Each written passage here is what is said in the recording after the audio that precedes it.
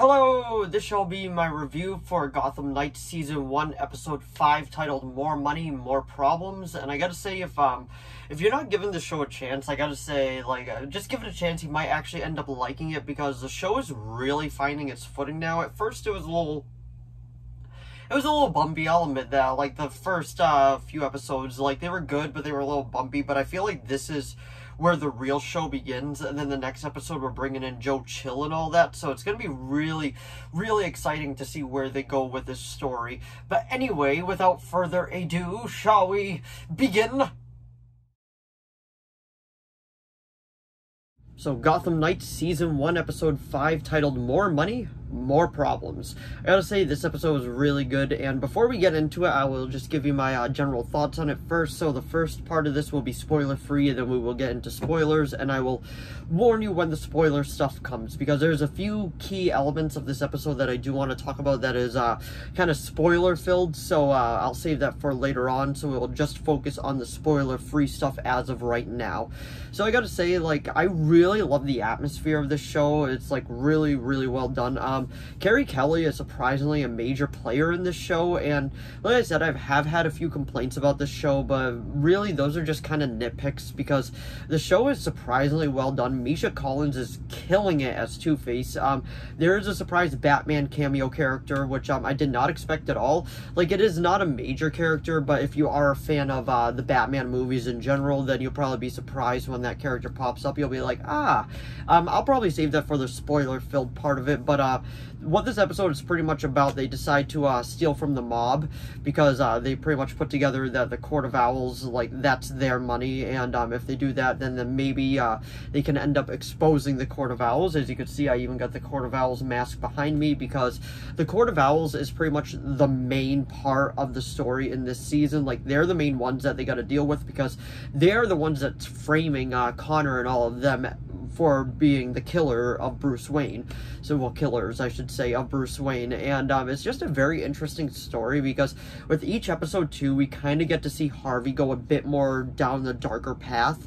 And the way that Misha is portraying him, I absolutely love. And there's a few comical elements in this, too, with stealing from the mob when they realize that it's actually her ex and all that, and Carrie's mother is pretty much being like, if you stay ready, you don't have to get ready, which is a, if you watch WWE, is actually a very famous saying of Bianca Belair, which is actually kind of cool. I pointed that out. I was like, oh, cool. I know it's a common saying, too, but she uses it all the time, so I immediately thought of that. But anyway, it's a very, very solid episode. The action is good. The story is good. Honestly, my least favorite part was probably the stuff surrounding stealing from the mob. It was good, but I just thought it was okay. And then the way that they got out of the situation was fine, and though it gave me a few vibes of a few other things, because this show is just littered with Batman Easter eggs. With each episode, I do feel like the acting gets better too, and just the writing just gets better, because all these are relatively new actors, so they're really coming into their own. First, they got to feel comfortable, and once they do, it just keeps getting better and better. And Misha is a veteran to the CW. He did so many seasons of Supernatural, and now he's playing Harvey Dent, and just the way that they're doing his character, I absolutely love. All his parts, I kind of gotta say for my spoiler talk of this, but I gotta say it's a very solid episode. This is where you can kind of feel the season taking shape, because there's certain things that happen in this that are really leading towards other things, but it's a solid 8 out of 10 for me. It's a very enjoyable show. I'm looking forward to seeing where they go with it, and I hope that it doesn't end with season 1. I hope it gets to season 2, but if this is all we get for this show, I gotta say I was very happy with it. As long as the rest of the season doesn't go downhill, I gotta say it's a very solid show. But I give this episode an 8 out of 10, and we will get into spoilers now in 5, 4, 3, a 2, a 1. Alrighty, let's get into spoilers. So the main part that I want to talk about with spoilers is pretty much just circling around Harvey Dent. He goes to see Chase Meridian, which was the surprise cameo, which, if you know her, she was played by Nicole Kidman in Batman Forever, so I'm like, oh, okay, that's cool. Cool to see her in this.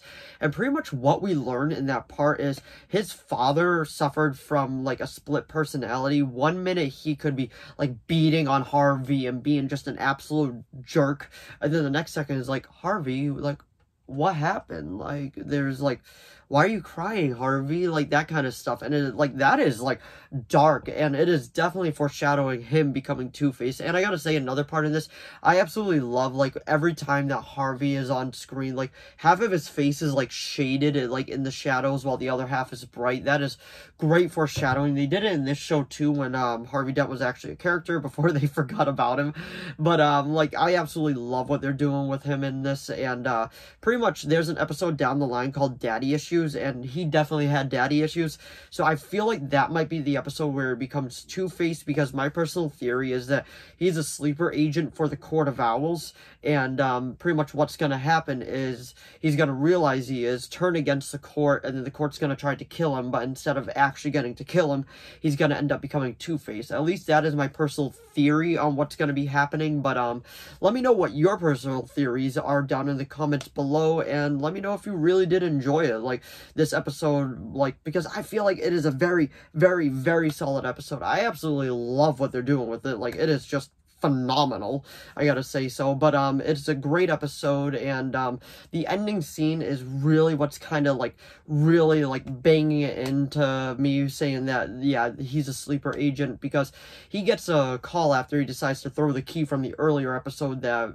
kind of tied into the mayor's death, and then he gets a call, which is just like a piano playing. Then the next scene, he's woken up like inside the lady's, like, bedroom, the one that he definitely had an affair with earlier on, and now wants to act like nothing happened, and he just wakes up and he's like, what happened? And then she's like, oh, please, Harvey, you know exactly what happened. And he's like, I don't remember calling you at all, like, what happened? Then he checks his phone, and there's, like, 30 to 40, like, calls of, all to her, and she picked up and all of that, and he's like, okay, this is bad, because I don't remember doing any of this. Like it's just a great episode. I love what they're doing with Harvey's character. Misha Collins is definitely just knocking it out of the park, in my opinion. And if you're not watching this show, highly recommend giving it a watch, because with each episode it's just getting better, better, and better. But anyway, that was just my review of Gotham Knights Season 1, Episode 5, titled More Money, More Problems. Thank you for watching. If you enjoyed this video, please give it a like and a subscribe so I know to keep making more of these. If you have any video requests, please leave them down in the comments below. I'll do my best to reply. As of now, I have a few video requests, but if you do have any more, just let me know. As long as it's within my capability of making it, I will be making it. And if you watched this episode of Gotham Knights, let me know what you thought of it down in the comments below. Did you like it? Did you love it? Did you hate it? If you're not watching this, I do recommend giving it a watch. And once you do give it a watch, let me know what you thought of it. Like, are you liking it? Are you loving it? Do you think it's just okay? Let me know down in the comments below. But anyway, thanks for watching as always, and I will see all of you in the next video. Bye!